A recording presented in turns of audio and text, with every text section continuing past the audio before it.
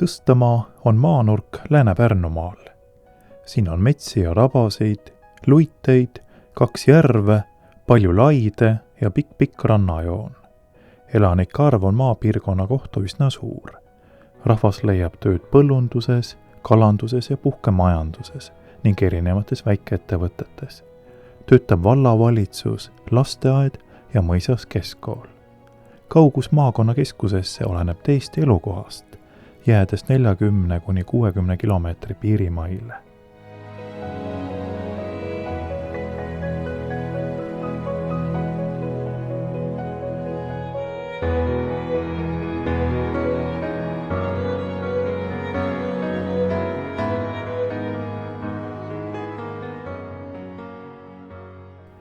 Tõstamaa alevi keskel, veidi räämas korterelamut 2 korteris, töötab omalaadne esmatasandi raviasutus, Tõstamaa tervisekeskus. Järgnevalt veidi lähemalt sellest asutusest, töökogemusest ja mõnedest mõtetest. Minu nimi on Madis Veskimägi ja olen töötanud siinkandis tohtrina üle 20 aasta. Aastast 1996. Oma kodulinnaks pean Pelgulinna ja koduhaiglaks Pelgulinna haiglat. Internatuuri aastatel Pelgulinna haigla erinevates osakondades sain päris hea töökogemuse. On üks kõnekäänd. Kõik ei mahu Marjamaale. Täiendaksin seda niimoodi. Jah, nii see on. Aga pikalt ei tasu kurvastada. Tuleb minna lihtsalt Karjamaale ja teha sellest oma Marjamaa. Tõstamaal tööd alustades olin tihti jahmunud ja üllatunud inimeste usaldusest pöördumisel kõige erinevamate probleemidega. Töös juhivad mind 2 reeglit. Esimene on iidne meditsiiniline põhitõde, arst ei tohiks kahjustada, prima non nocere. Ja teiseks soov ja püüd aidata inimest, kes otsib abi. Tänaseks on kujunenud töökorraldus, mida ma nimetan süvakäsitlus esmasel vastuvõtul. Ehk tavapärase haige läbivaatuse ja küsitluse järgselt instrumentaalne diagnostika, mõtete kinnitamine või ümberlükkamine vajaliku vereproovi, analüüsi, piltdiagnostilise uuringuga ning seejärel siis juba raviotsuse tegemine. Niimoodi on võimalik leida pealtnäha mitte väga haigel inimesel tõsine terviseseisund, mis vajab kohest edasi suunamist õigesse raviasutusse. Aga enamus juhtudel on võimalik alustada raviga kodulähedases tervisekeskuses ja oma vastutusalas. Olen uurinud oma tööd mitmest aspektist ja saanud päris huvitavaid tulemusi. Ja üks neist on see, et oleneb perioodist, on keskmiselt patsientide arv, kes jäävad meie ravimeeskonna vastutusalasse, umbes 80–90% kõigist pöördunutest. Ja mida arvavad asjast patsiendid, kelle heaks me ju töötame. Koos kolleeg doktor Ursel Kedarsiga tegime küsitlusuuringu ning saime teada, et tubli 90% patsientidest on meie tööga rahul või väga rahul. Tänane töökorraldus tugineb mitmele sambale. Kõige laiem ja tugevam, kandvam nendest on meeskonnatöö, esimene sammas. Ja minu tööpäev algab telefonitunniga. Vastan selle aja jooksul 20-30 telefonikõnele ja 5-6 e-kirjale. Sõltuvalt patsiendi probleemist lahendab seda kas pereõde, koduõde või siis tohter. Ja sõltuvalt probleemi keerukusest varun ka selleks vastavalt aega. On selleks 15 minutit või pool tundi. Teiseks kandvaks sambaks on laboratoorne diagnostika. Arstide keeles aegkriitiliste testide tegemine vastuvõtu käigus.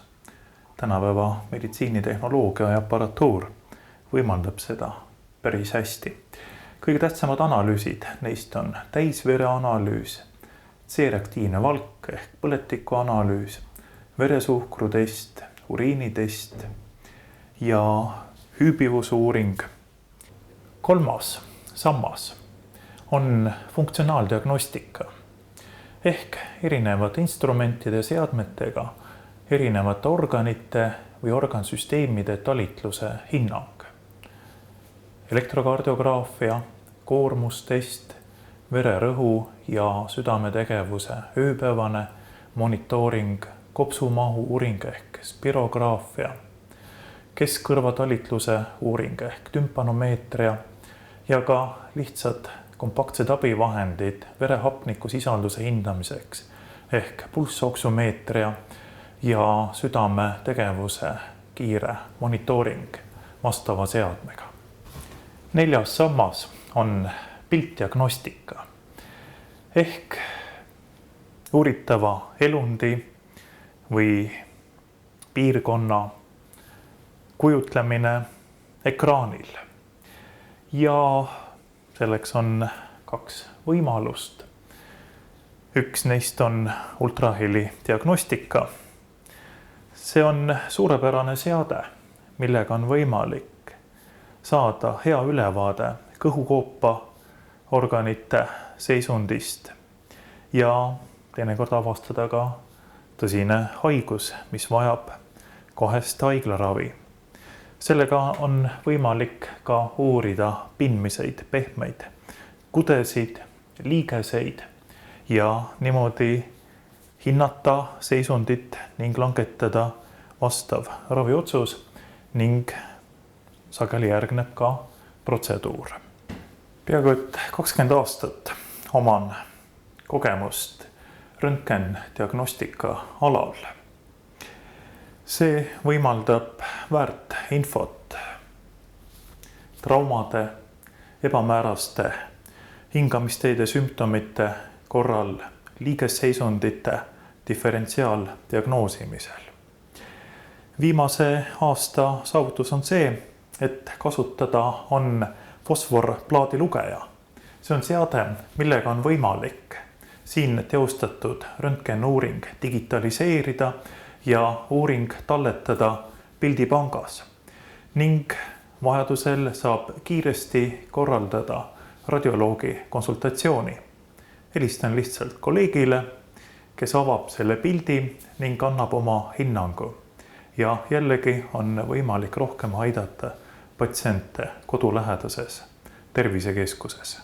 6. sambaks on erinevad väikekirurgilised protseduurid.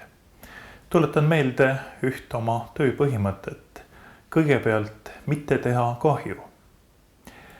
Igapäevases töös vajavad keskmiselt 15-20% patsiente ehk iga 5-6 oma terviseprobleemi lahendamiseks mõnda invasiivset protseduuri.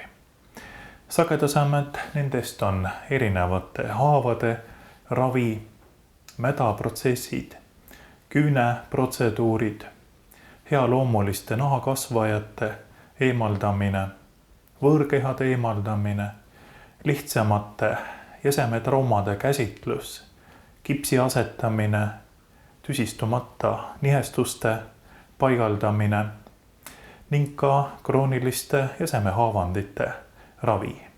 Erakorralise abi andmisel on tähtis varustus ning kõik vajaminev olen kogunud sobivasse arstikotti vahend hingamisteede intubeerimiseks, vahendid valu vaigistamiseks, tilkinfusiooni asetamiseks, südametegevuse jälgimiseks, veresuhkru kontrollimiseks ja ka siin kannan kaasas paarkümmend nimetust erinevaid ravimeid, millega siis saab patsienti aidata tema kodus või sündmuskohal. Oma igapäevase perearstitöö kõrval teen valvetööd maakonnahaigla erakorralise meditsiini osakonnas. Valveid teen 2-3 korda kuus, need on 16-tunnised, algavad tavaliselt kell 4 pärastlõunat ja kestavad järgmise hommiku kella 8-ni. Iga valvekord kohtun umbes 2-3-40 patsiendiga, töötades nii sise- kui trauma poole peal. Leian, et see töö on ülimalt oluline mitmest aspektist. Esiteks kogemuste vahetus. Ma saan tuua perearsti kogemust haiglasse ja siit saadud kogemust rakendada perearsti töös. On need siis sisehaiged või traumahaiged, nende uurimine ja julgus kõigepealt mõtelda, teha diferentsiaaldiagnoosi ning langetada siis üks või teine raviotsus. Teame kahjuks päris hästi, et 1/2–2/3 erakorralise meditsiini osakonna patsientidest on tegelikult perearstlikud.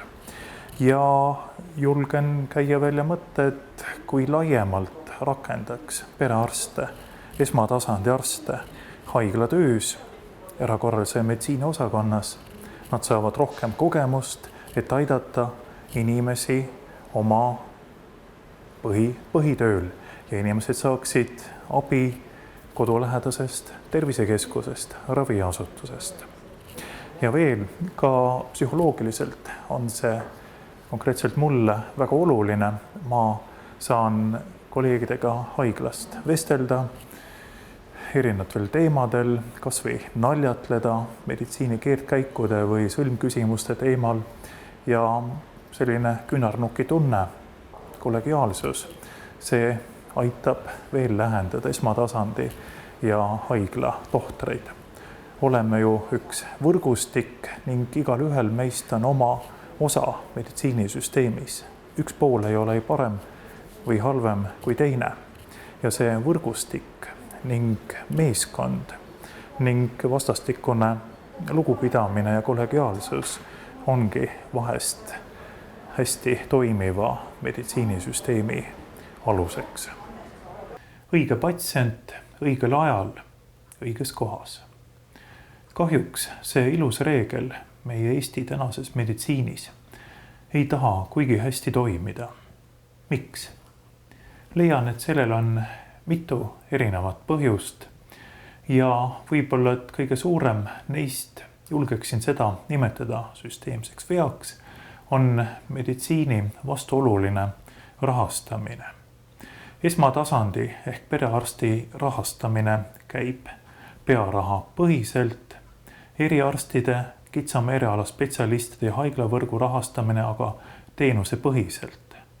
Praktikas tähendab see seda, et perearst elab natukene mugavamalt siis, kui ta tegeleb inimeste suunamisega ja eriarst elab paremini siis, kui ta tegeleb hästi paljude erinevate probleemidega.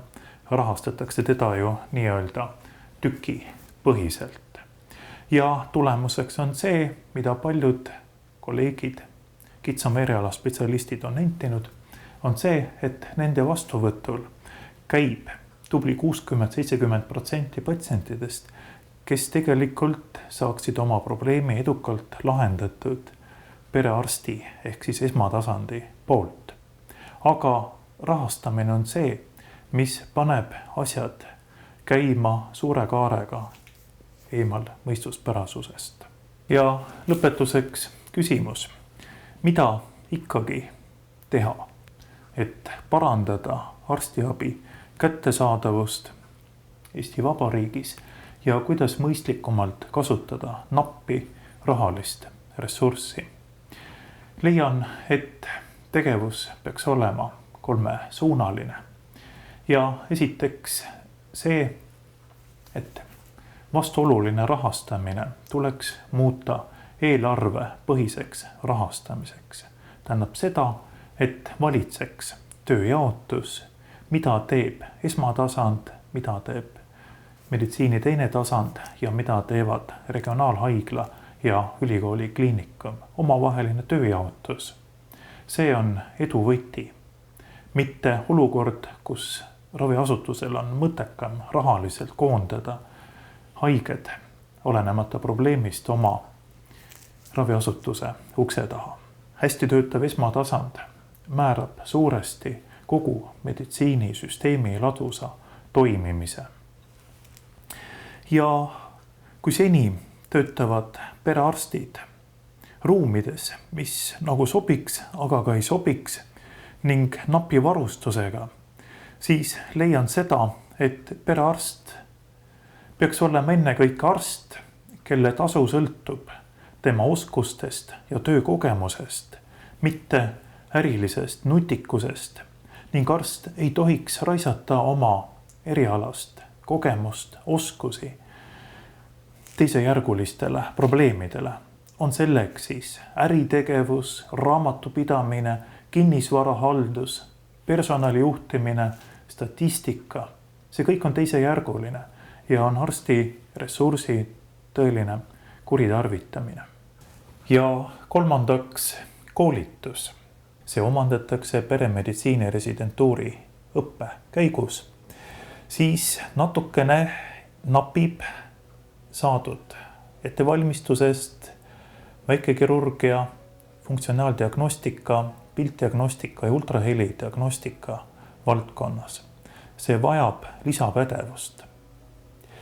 Ja lisapädevuse praktiline kinnitamine, nende oskuste praktiline töösse rakendamine on võimalik ühelt poolt kodulähedases tervisekeskuses ja ülimalt oluline on ka saadud kogemuse hoidmine ning arendamine, tehes valvetööd maakonnahaiglate erakorraliste meditsiiniosakondades. Nii on võimalik ka lahendada nende osakondade tööjõu probleem, napib ju arste igal pool.